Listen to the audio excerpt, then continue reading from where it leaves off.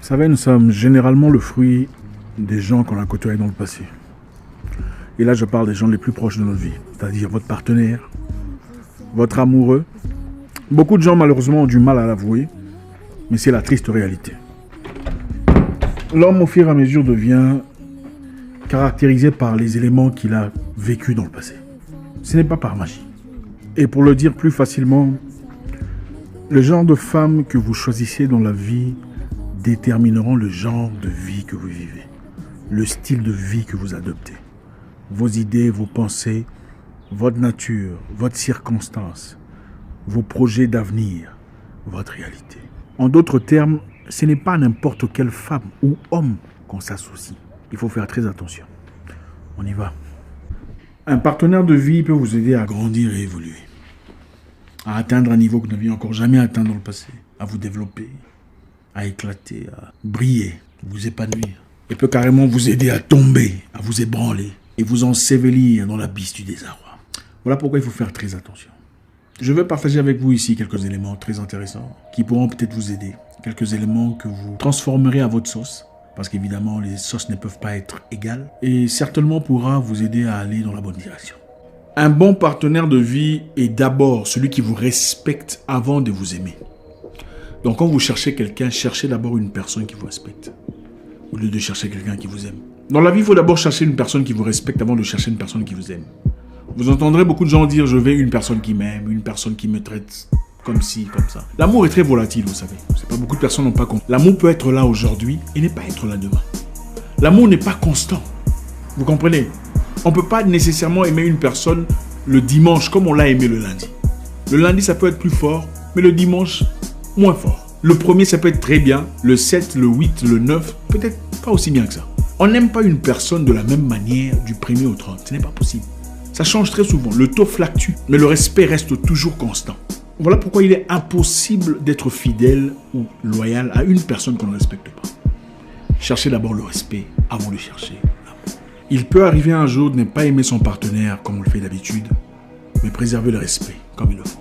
Ça, c'est essentiel. Le respect est la chose la plus importante. Quand on vous respecte, on ne vous manque pas de respect en public. Quand on vous respecte, on ne vous soumet pas à l'humiliation devant les gens. Quand on vous respecte, on vous traite d'une certaine façon. Quand on vous respecte, on ne permet pas à sa famille de porter atteinte à votre intégrité mentale ou physique. Quand on vous respecte, on vous place sur un piédestal, même pendant les moments les plus sombres. Gardez-vous de croire que les gens qui abusent de leur partenaire physiquement ou émotionnellement n'aiment pas leur partenaire. C'est faux. Ils sont très amoureux de leur partenaire, mais ils ne respectent pas leur partenaire. Donc il faut d'abord chercher le respect. Quand vous gagnez le respect d'une personne, la considération, l'estime, l'amour devient plus facile. Cherchez un partenaire de vie qui vous encourage à vous améliorer chaque jour. Une personne qui vous pousse vers votre destinée, vers vos objectifs de vie. Aimer quelqu'un ou épouser quelqu'un ne se limite pas seulement à lui faire à manger, lui faire des câlins, avoir un foyer, faire le beau couple à l'église ou en public. Aimer quelqu'un, c'est beaucoup plus que ça. Il vous faut une personne qui vous aide à avancer peu à peu vers vos objectifs de vie. Une personne qui vous permet de vous améliorer chaque jour. Une personne qui vous apporte des éléments qui vous aident à progresser dans la vie. Ça, c'est une personne qu'il faut avoir dans sa vie. Si en 4 ans de relation, vous êtes exactement la même personne que vous étiez au début de votre relation, vous avez perdu 4 ans de votre vie. Cette personne n'est clairement pas la personne qu'il vous faut. Un bon partenaire doit comprendre votre vie, comprendre vos objectifs et vous aider à construire la pyramide de votre propre réussite. Ça, c'est un partenaire. Chaque humain a des objectifs. Chacun veut accomplir quelque chose dans sa vie. Chacun veut vivre sa réalité. Et un bon partenaire est une personne qui comprend votre réalité. C'est quelqu'un qui vous aide à avancer dans votre direction. Un bon partenaire ne vous empêchera pas de vivre votre vie, d'accomplir ce qu'il vous faut pour être heureux, de poursuivre vos desseins, vos ambitions. Un bon partenaire servira de fortificateur ou de fortificatrice pour vous propulser vers votre destinée. Vous verrez très souvent des gens venir dans votre vie et commencer à vous encourager à abandonner ce que vous faites. D'accord? Dans quelques cas, peut-être ça pourrait être bien si vous vous mettez en danger ou si l'idée est complètement absurde. D'accord? Mais épouser ou aimer quelqu'un ne veut pas dire accepter totalement ce qu'il vous dit ou vous dérouter complètement, vous dérailler de votre propre destinée, de vos propres ambitions, de vos propres objectifs de vie pour accorder toute l'attention à ce que lui fait. C'est complètement égoïste. Un bon partenaire est un accompagnateur ou une accompagnatrice. qui vous propulse aussi vers votre propre destinée. Autant il donne de l'attention à ce qui lui concerne, ce qui est important pour lui, autant il réalise qu'il est important de vous donner de l'espace pour grandir, pour croître, pour vous fortifier dans la vie.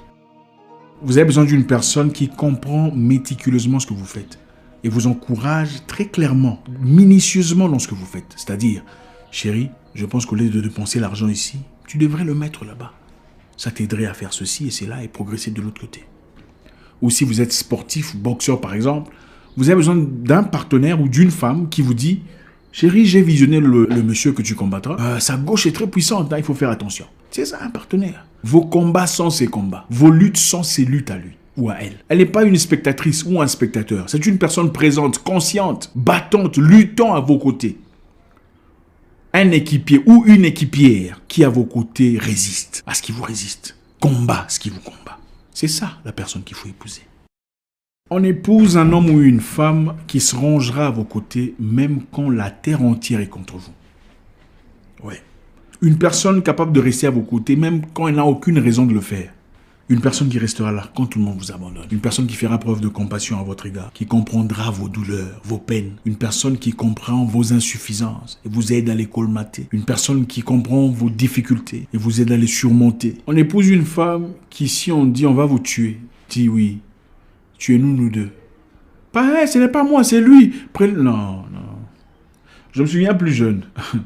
Les bandits sont venus chez nous, les voleurs à main armée.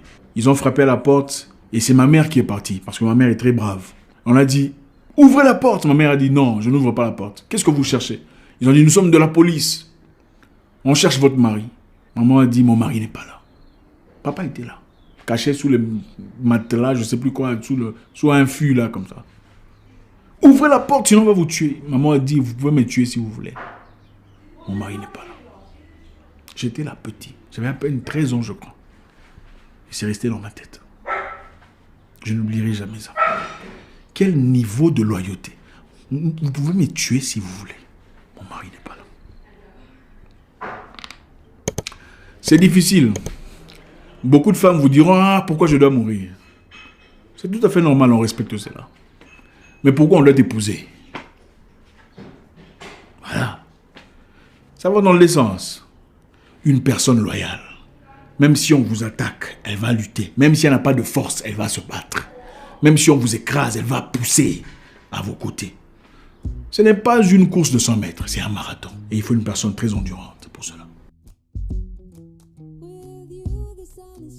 On épouse une personne qui vous fait confiance et qui ne vous empêche pas de jouir de la vie à cause de ses propres insécurités. La vie est courte. Nous avons chacun les éléments qu'on aime. Nous avons chacun des activités qu'on préfère, des choses qu'on aime faire. Il vous faut une personne assez mature pour vous faire confiance. Il faut savoir que mon mari est parti. Il va revenir. Je n'ai pas besoin de toujours fouiller son téléphone. Je n'ai pas besoin de me réveiller à 2 heures pour aller l'espionner. Je n'ai pas besoin de... Il vous faut la paix. Et pour ça, il faut beaucoup de maturité. Beaucoup de gens vous diront, quand le mari lui a donné des raisons pour douter de lui, la femme sera comme ça. C'est peut-être vrai. Mais il ne faut pas oublier qu'il y a beaucoup de personnes qui sont broken, qui sont brisées, brisées depuis leur relation passée. C'est-à-dire des gens qui ont connu des difficultés dans leur vie, qui ont connu le mensonge, la tromperie, toutes sortes de choses opaques, toxiques, et ramènent ça très souvent dans leurs histoires nouvelles. Ouais. Peu importe ce que vous fassiez pour eux, vous pouvez rassurer ces personnes comme vous désirez. Vous pouvez crier du haut de l'Himalaya, ils ne seront jamais satisfaits. Ils ne s'en empêcheront pas. Il vous faut une personne assez mature pour vous accorder du temps. Du temps pour aller à la librairie, vous ressourcer, du temps pour aller faire des correspondances, des nouveaux networking, du temps pour vous développer, du temps pour voir des nouvelles horizons, du temps pour grandir. Et pour ça, il faut un bon niveau de maturité. Les gens ne comprennent pas, mais vous ne serez jamais heureux avec une personne si vous l'empêchez d'être lui-même ou elle-même. Si vous ne lui accordez pas le temps de jouir de son me time, donc le temps de moi, mon temps à moi. Le me time, ça peut être n'importe quoi. Il y a certaines personnes, leur me time, c'est aller marcher tout seul. Il y a d'autres personnes, leur me time, c'est regarder la télévision. D'autres personnes, leur me time, c'est parler avec un pote au téléphone. Si vous voulez lui ravir son me time, vous tuez son bonheur. Et ce n'est pas ça l'amour. L'amour a pour but d'être bien ensemble, de jouir, de rire, Voilà. Il faut beaucoup de maturité pour le comprendre. Comprendre qu'il ne s'agit pas seulement de vous, de vos intérêts, de vos sentiments, mais aussi de l'autre. Vous n'accomplirez pas vos projets de travail, d'ambition, de correspondance, de business. Si vous avez une femme qui, à chaque fois que vous partez en réunion, pense que vous êtes parti discuter avec. Voilà. Il faut épouser une personne dont l'ego n'est pas plus important que votre amour. C'est-à-dire, quand vous avez un problème, son ego n'est pas trop grand pour vous empêcher de discuter ou de résoudre vos problèmes. En toute humilité. Parce qu'il y a des gens, je pense que vous le savez peut-être mieux que moi, qui quand ils ont un problème, ils doivent toujours avoir raison. S'ils n'ont pas raison, il n'y a pas de réconciliation. Et ça, c'est très toxique. C'est toxique. Vous ne pouvez malheureusement pas vous épanouir dans une histoire où l'autre a toujours raison et vous avez toujours tort. Où la personne ne reconnaît jamais ses torts. Alors jamais. Son ego est trop grand pour faire le premier pas. Trop grand pour appeler et dire « je suis désolé ». Trop grand pour dire, écoute, on va résoudre ce problème. Trop grand pour dire, écoute, assez. Vous avez besoin d'une personne qui met son ego dans sa poche pour favoriser l'intérêt de votre couple. Votre couple plus important que son ego. Elle peut avoir un ego aussi énorme qu'un tracteur vis-à-vis de n'importe qui, sauf avec vous. N'oubliez pas, ce n'est pas une compétition. On sait déjà que vous êtes forte, puissante, capable de résister pendant 1 semaine, 3 semaines, 1 mois, tout ça, sans discuter, sans parler, sans se justifier. Mais s'il faut le faire à l'égard de la personne la plus proche de votre vie, c'est une maladie mentale. À quoi ça sert? Vous avez besoin d'une personne, encore une fois, qui vous respecte, mais qui respecte aussi ceux qui vous sont proches. C'est-à-dire votre famille, vos parents, vos amis les plus proches. C'est important. L'amour, ce n'est pas seulement entre 2 personnes. En tout cas, pas en Afrique, je suis désolé. Peut-être les amours, les amourettes, derrière les maisons, derrière les murs, d'accord. Mais quand ça devient officiel, une histoire de famille, ce n'est plus entre 2 personnes seulement. Et il vous faut une femme ou un homme qui respecte vos parents, qui considère vos parents comme ses parents à lui. C'est vrai que c'est très rare, parce que les gens font très bien semblant. Papa, maman, après le mariage deviennent des tigres, ou surtout des tigresses. Ils séparent l'homme de sa famille complètement. Prend en otage l'homme, on l'amène.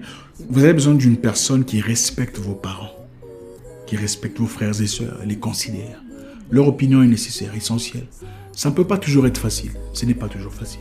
Mais il faut trouver un terrain d'entente. Malheureusement, beaucoup de personnes aiment trop la guerre. Apparemment, ils ont seulement l'amour pour l'enfant d'autrui, mais chargé de guerre pour le reste de sa famille. Ça, on ne veut pas. Ça, c'est la toxicité dans la famille des gens. Il faut prendre le temps qu'il faut pour analyser. Quelqu'un me disait, avant d'épouser une femme, il faut lui donner un ancien ordinateur. Un vieil ordinateur avec Windows 95. Le vieux là. Quand vous vous connectez sur Internet, ça fait... Il faut attendre pendant au moins 10 minutes pour avoir la connexion. Et observer sa patience. Après, c'est là que vous choisissez si vraiment elle en vaut la peine ou pas. Enfin, c'est une façon de parler. Vous devez avoir l'humilité, la simplicité, la bienséance, la bienveillance à l'égard de la famille de votre partenaire. On ne peut pas prétendre aimer quelqu'un si on n'aime pas sa famille. C'est un gros mensonge. C'est vous que vous aimez. Vous vous aimez vous-même. Et ce que lui vous apporte, ce n'est pas lui que vous aimez. Vous aimez la réalité que vous vivez avec lui. Ce n'est pas lui que vous aimez. Faisons très attention. Encore une fois, ajustez cela à votre propre sauce. Faites votre propre potage avec ce qui a été dit. Vous ne vivrez pas l'office pour lequel le Créateur vous a créé si vous êtes accompagné d'un mauvais partenaire. Mandela ne serait pas Mandela s'il n'y avait pas de Winnie Mandela. Obama ne serait pas Obama s'il n'y avait pas de Michel. Michel a joué un rôle très important. Il était le mentor, la mentor de Barack quand il commençait dans leur office des avocats. Margaret Thatcher, Premier ministre de la Grande-Bretagne, n'aurait pas été la femme forte qu'elle était s'il n'y avait pas son mari. Merci infiniment, j'espère qu'on a appris quelque chose ce soir. Laissez un message, un commentaire, écrivez quelque chose, discutons, échangeons. J'espère vous parler encore très bientôt dans une nouvelle vidéo. Au revoir.